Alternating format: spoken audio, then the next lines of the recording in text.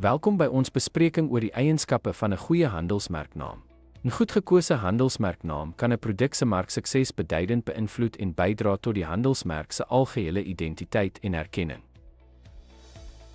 'n Goeie handelsmerknaam moet kort en eenvoudig wees, sodat dit maklik is om te onthou. Name soos Omo is effektief omdat hulle eenvoudig is en minder geneig is om deur verbruikers vergeet te word.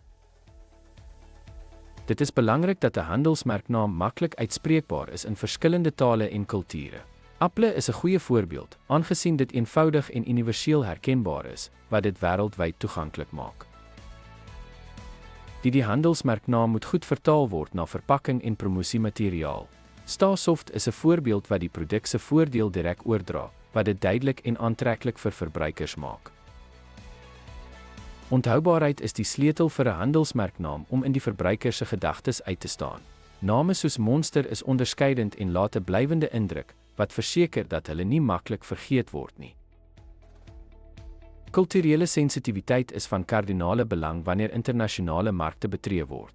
'n Handelsmerk moet geëvalueer word vir sy betekenis in verskillende tale om negatiewe assosiasies te vermy, soos gesien met Gimse Nova in Spaanssprekende lande.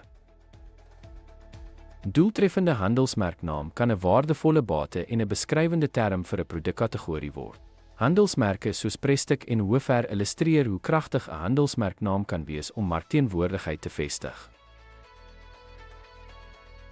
Ten slotte, 'n goeie handelsmerknaam is noodsaaklik vir die vestiging van 'n sterk markteenwoordigheid.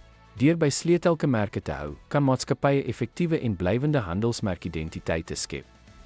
Dankie dat jy by ons aansluit by hierdie bespreking.